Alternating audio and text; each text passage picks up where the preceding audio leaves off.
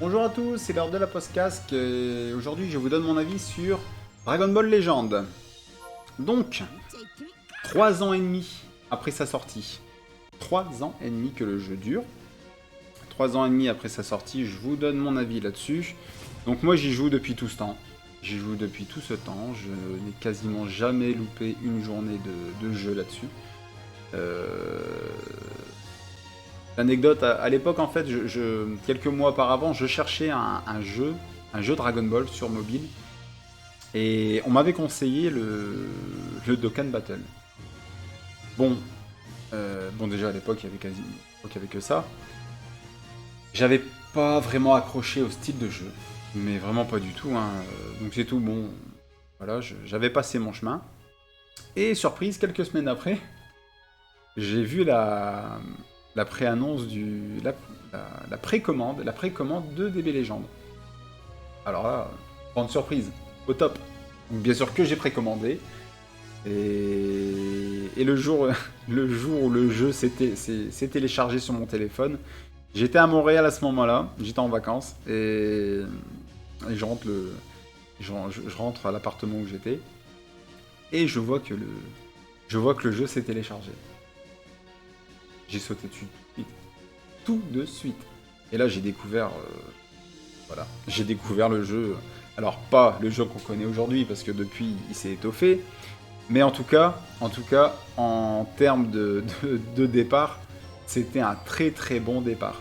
Que ça soit au niveau du système de jeu, voilà, en termes d'originalité et de comment dire, niveau fidélité de l'animé, simplement. Voilà, c'était vraiment au top. Et puis bon, et il y a 3 ans et demi, c'était pas courant, hein, les beaux jeux sur mobile non plus, hein. Donc là-dessus, c'était vraiment, honnêtement, c'était vraiment à la claque. Donc petit tour d'horizon sur Dragon Ball Legend, et je vous donne mon avis après. Donc graphiquement parlant, bon, on va lancer quelques petits combats vite fait, hein. Graphiquement parlant, c'est voilà, hein, encore une fois, il n'a rien à voir, il n'a rien à envier à l'animé, mais rien du tout. Voilà, les combats fonctionnent avec un système de cartes. Donc, et les déplacements sont libres. Voilà.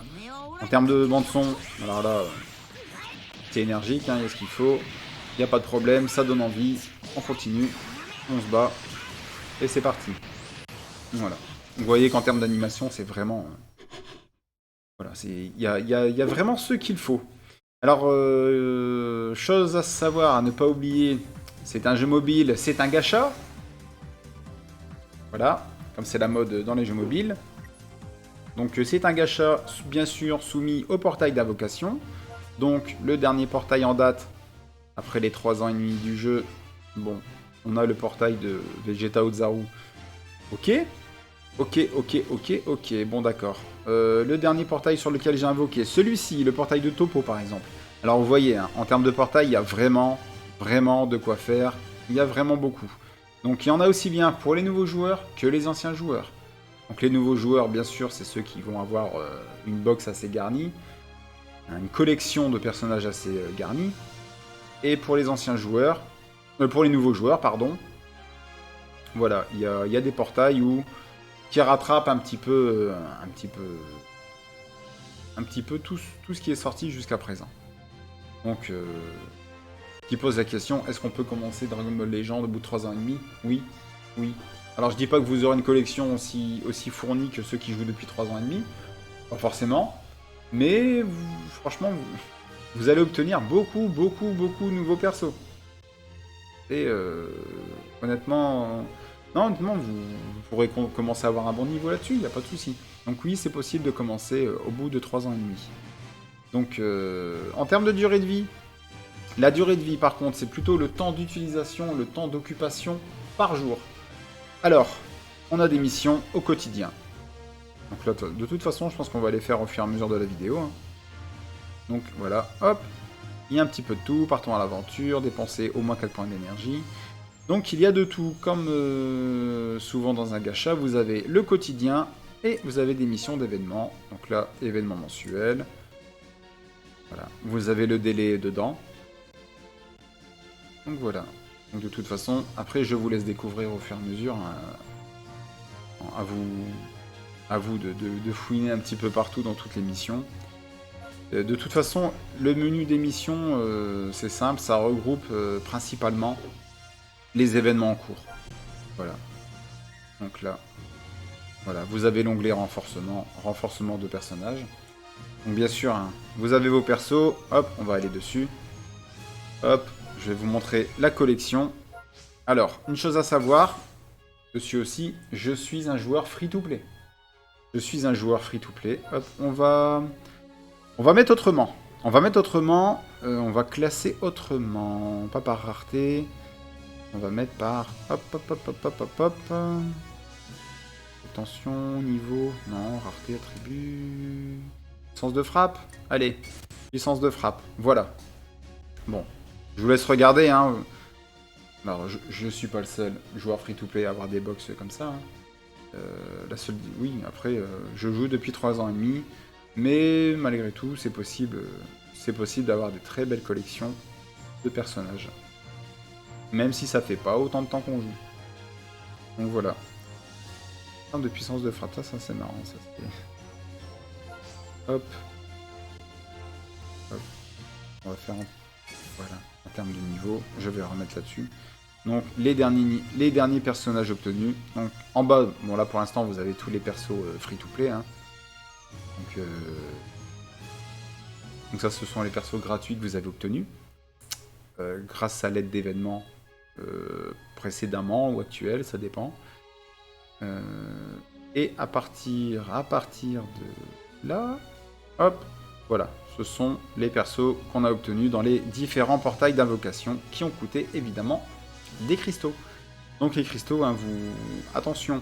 Alors depuis peu sur les portails, Dragon Ball Legend offre un système de pity aussi, mais ça coûte beaucoup. Ça coûte à peu près 40 000 cristaux. C'est beaucoup.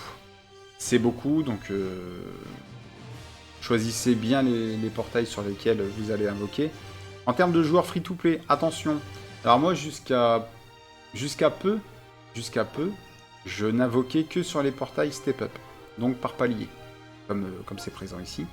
Parce que pour la simple et bonne raison que c'était le plus rentable. C'était le plus rentable pour un joueur free-to-play, parce que vous aviez des garanties d'obtention de sparking, donc les persos recherchés, enfin, les persos les plus forts, on va dire, pour la majorité. Donc je n'invoquais que dessus. Sauf que, depuis quelques temps, les step-up m'ont un peu déçu. Ils m'ont un peu déçu pour la simple et bonne raison que, avant qu'il y ait le système de pity qui arrive, on pouvait dépenser 40, 50, 60 000 cristaux sans forcément obtenir le perso vedette. Et souvent, dans les step-up, les persos vedettes, souvent des légendaires finish, donc c'est-à-dire les persos les plus forts du jeu. Donc pas forcément les plus faciles à obtenir, mais on va dire les plus forts. Bon, je fais référence évidemment au 3e anniversaire sur le portail de Gogeta 4 où j'ai dû dépenser 40 000 cristaux. Pour un joueur free-to-play, je vous laisse imaginer le temps qu'il faut pour économiser. Dans à peu près 4 mois, hein. 4 mois de jeu. 4 mois de jeu sans invoquer nulle part. Hein. Et là, 40 000, le Gogeta ne tombe pas, bien sûr. Voilà, bon, faut tenter sa chance. Honnêtement, ce que je vous conseillerais de faire en termes de joueurs free-to-play, si vous suivez des youtubeurs sur Dragon Ball Legend, regardez ce qu'ils obtiennent au bout d'un certain nombre de cristaux. Honnêtement, bon, on ne me retirera pas de la tête qu'il y a un côté, scripté dans les invocations. Moi, j'ai fait l'expérience, voilà, j'en ai suivi, j'ai regardé, j'ai tenté ma chance. Là où les youtubeurs ont de la chance, j'en ai. Là où ils en ont pas, j'en ai pas. C'est bizarre quand même. Alors bien sûr, hein, je dis attention, ça va être une tendance. C'est pas...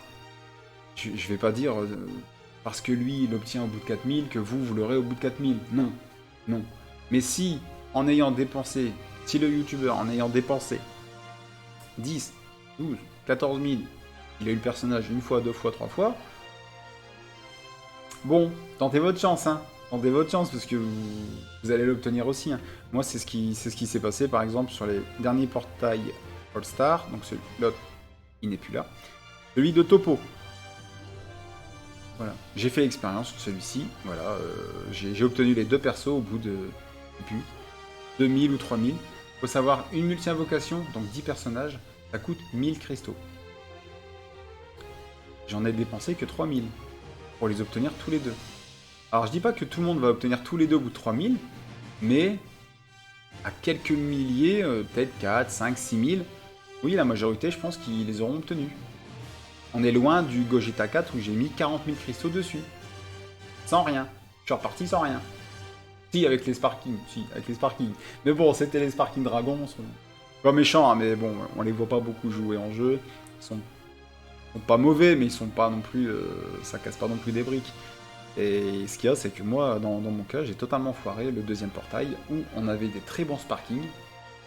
Mais comme j'ai obtenu le Legendary Finish très très vite, à savoir qui était Yata Zamasu, lui, je l'ai obtenu.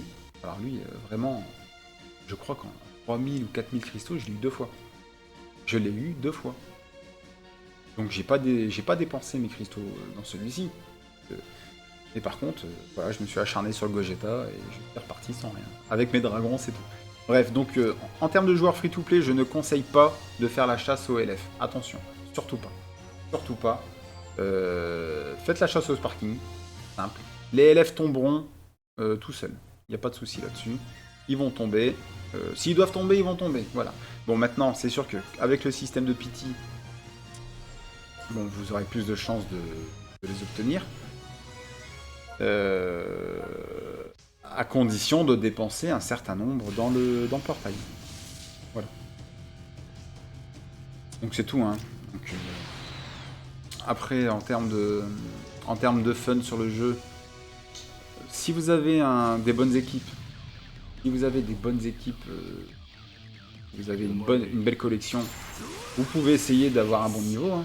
C'est pas interdit, il n'y a pas de souci. De toute façon, alors oui, ça va fonctionner au niveau de la force et des capacités de tel ou tel personnage, mais ça va beaucoup dépendre aussi de votre style de jeu. Voilà, si le perso... si l'adversaire a de meilleurs persos mais joue moins bien que vous, voilà, vous serez pas perdu, hein, il n'y a pas de souci, vous avez largement de quoi... vous aurez largement de quoi gagner, à partir du moment où vous avez une équipe cohérente et à partir du moment où surtout vous avez monté vos persos. Donc vous les montez en niveau et vous les renforcez. Voilà. Donc si vous faites ça, vous avez votre chance en PVP. Bon par contre après voilà, faut le dire, en PVP, ça c'est la vérité. Encore une fois, c'est très impacté par le système de metagame. Voilà, la metagame c'est comment dire, la situation du jeu actuellement sur le réseau. Voilà. Et c'est très très impacté parce qu'on revoit souvent les mêmes teams, les mêmes équipes qui bien sûr qui fonctionnent très très bien. Mais au bout d'un moment donné, on ne joue que ça. Et quand on ne joue que ça, surtout que le jeu offre un bon nombre de personnages, donc un bon nombre d'équipes qu'on peut constituer, bah, je suis désolé, ça retire le fun, ça retire le côté fun du jeu, etc. Donc oui, alors moi j'essaye de faire en sorte, bien sûr, à chaque saison, donc les saisons PVP durent 2 semaines, donc bien sûr j'essaye d'avoir au moins le rang 50. Bon, je vais vous montrer vite fait. Mais voilà, pas là par exemple. Voilà, là je suis resté au rang 36. J'ai pas beaucoup joué en PVP ces temps-ci. Je serai certainement pas rang 50 parce que ça se termine là, ça se termine mercredi. Je le serai pas. Bon, parce que j'ai plus joué, hein, parce que ces temps-ci, il y a beaucoup de contenu PvE. Grand bien nous fasse parce que ça ramène le fun dans le jeu. Ça ramène le fun dans le jeu et ça c'est bien. Ça c'est bien parce que ça nécessite d'utiliser tel ou tel personnage ou alors vous utilisez les persos que vous voulez à condition que vous remplissiez les conditions requises. Donc non, le contenu PvE, c'est assez renforcé ces temps-ci. et c'est assez appréciable. Honnêtement, voilà. Donc là, vous avez même des systèmes de coopération. Donc vous avez aussi bien du PVP que de la coopération, avec le système de boss de raid. Donc ça, c'est... au moins, le contenu est diversifié. Hop, on va aller faire un autre petit contenu PVE, par exemple. Donc ils sont pas très faciles. Hein. Vous avez aussi un mode histoire. Par contre, attention, le mode histoire est totalement indépendant de l'animé ou quoi que ce soit. Totalement indépendant. Il y a des éléments qui vont revenir, bien sûr, qui vont vous faire penser, qui vont reprendre à peu près ce qui s'est passé dans l'histoire, mais un petit peu transformé, hein, voilà. Bon, c'est une histoire inventée pour des belles légendes. À côté de ça, vous avez des événements qui retracent scrupuleusement les événements de la série. Donc, voilà, vous avez les deux. Ça, il n'y a pas de souci. Hop, en plus de ça, donc ça c'est fait, par exemple. Hop, je vous montre certains événements. Donc là, pareil, il y a une collaboration avec le jeu Dragon Ball Kakarot, où vous pouvez l'obtenir. Il y a aussi le système de, un petit peu comme de tour de défi, en fait, hein, on va dire, hein, c'est ça. Hein. Voilà, vous avez, par exemple, là, actuellement, c'est Badak. Voilà. Le niveau, là, je suis au niveau 77. Je vais vite me dépêcher de finir, parce que mercredi, c'est terminé. Il faut que j'arrive au niveau 100 pour obtenir les cristaux. Voilà. Vous êtes free-to-play, faites les événements. Faites les événements, vous obtenez les cristaux, c'est gratuit, ça nécessite que du temps de jeu. Si vous aimez jouer au jeu, voilà, faut pas passer à côté. Faut les prendre, ça va venir se rajouter dans votre petit compteur de cristaux, et le jour où il y a un portail que vous voulez, n'hésitez pas. Là, vous pouvez y aller. Vous pouvez y aller. Alors, je vais pas vous faire tous les menus, hein. Ça, je vais vous laisser découvrir au fur et à mesure. Voilà. La seule chose là où je vais vous montrer, encore une fois, c'est le système d'aventure. Ce sont des expéditions. Voilà, bon là, c'est réglé de façon un petit peu automatique, hein, accepter à nouveau, par exemple. Bon. Ils ont fait des mises à jour là-dessus, c'est très bien. Voilà, c'est vite fait, c'est envoyé rapidement, vous perdez pas de temps dessus. Voilà, au moins c'est... Et puis, vous récupérez les récompenses. Voilà, donc mon avis là-dessus, moi honnêtement, aujourd'hui, quoi qu'on en dise, donc bien sûr que dans un gacha est jugé toutes les semaines. Hein. Toutes les semaines, à chaque mise à jour. Donc bien sûr qu'il y a des hauts, il y a des bas, il y a des semaines qui sont plus ou moins creuses, des semaines plus ou moins remplies. Mais malgré tout, sur la globalité, ça fait 3 ans et demi qu'il est là, il est encore là, je pense qu'il sera encore là pendant quelques temps. Aujourd'hui, je compte Dragon Ball Legend comme le meilleur jeu Dragon Ball auquel j'ai joué. Voilà. Bien, avant ça, pour moi, c'était le fameux Dragon Ball Budokai 3 sur PlayStation 2, qui était pour moi le plus rythmé, le plus fidèle à l'animé, etc. J'ai joué aux autres, hein, même aux Fighter, tout ça, mais j'ai pas autant accroché qu'à celui-ci. Là, honnêtement, je vous dis, on a vraiment un gros côté fidélité à l'animé, et surtout, la force est dans les persos, les personnages. Alors par contre, bien sûr, hein, c'est un gacha, attention, les persos sont plus ou moins forts en fonction de la date de sortie. Voilà. Alors bien sûr, il y en a qui restent forts très longtemps, mais il y en a, il y a des personnages qui passent très vite. Il y a des personnages qui passent très vite, vous les voyez plus sur le réseau. Donc c'est pour ça aussi que j'aime bien jouer dans les niveaux, voilà, niveau 35, 40, 42, 45. Parce que là encore, on retrouve des nouveaux joueurs ou des joueurs qui n'ont pas non plus des collections à tomber par terre, et qui se permettent de jouer un petit peu fun. Et c'est plaisant. Parce qu'on n'est pas tout le temps sur les mêmes équipes, ni rien, etc. Parce que passer niveau 45, ou alors arriver niveau 40 la première semaine de la saison, voilà, vous jouez dans le but de gagner, c'est tout. Hein. Vous jouez plus pour le fun, vous jouez statistique, hein. Vous jouez vraiment, je prends tel ou tel perso parce que sinon je vais perdre, etc. Oh, c'est un jeu. Oula. On n'est pas là pour... Et surtout pour obtenir quoi? 1000 cristaux au bout de 15 jours? Ok, Ça renforce, hein. Ouais, c'est bien. C'est bien. Bon, des fois, quand on sait qu'on claque 3-4 000 cristaux, on n'a rien. En fonction de votre chance. C'est tout. C'est tout. Après, ça dépend du temps investi. Hein. Rien ne vous empêche de prendre du plaisir en PVP. Il n'y a aucun problème. Il n'y a aucun problème.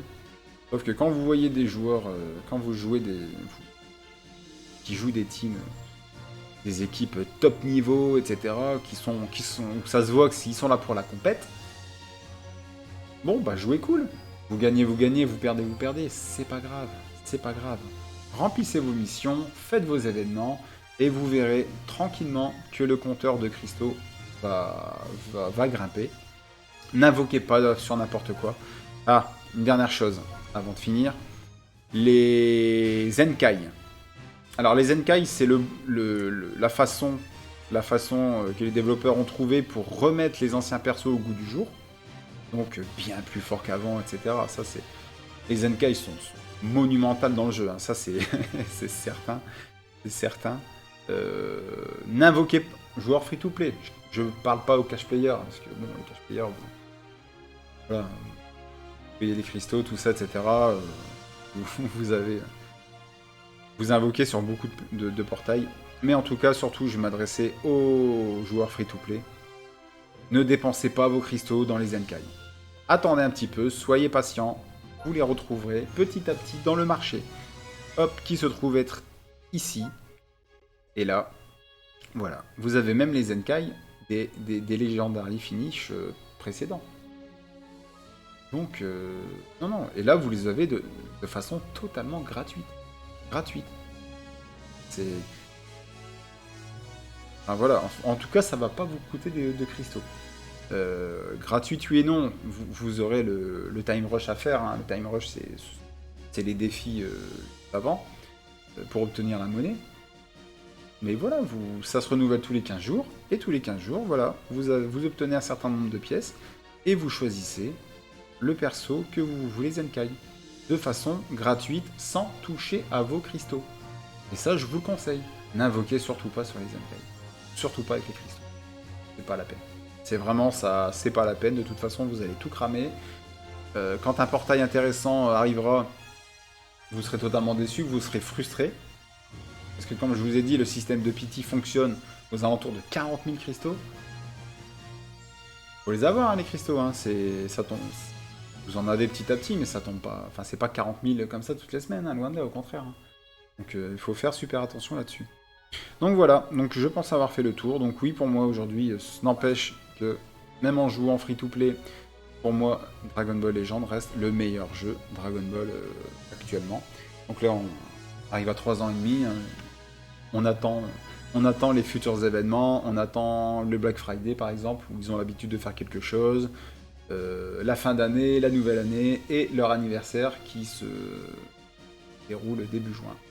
Et on a hâte de voir la suite du jeu. Donc pour ceux qui jouent déjà, eh ben, laissez des commentaires. Pour ceux qui vont découvrir le jeu ou qui commencent à y jouer, et même pour tout le monde, hein, je vous souhaite un bon amusement. Si vous aimez la vidéo, n'hésitez pas à laisser un pouce bleu. Et si vous aimez ce que je fais, abonnez-vous. Salut!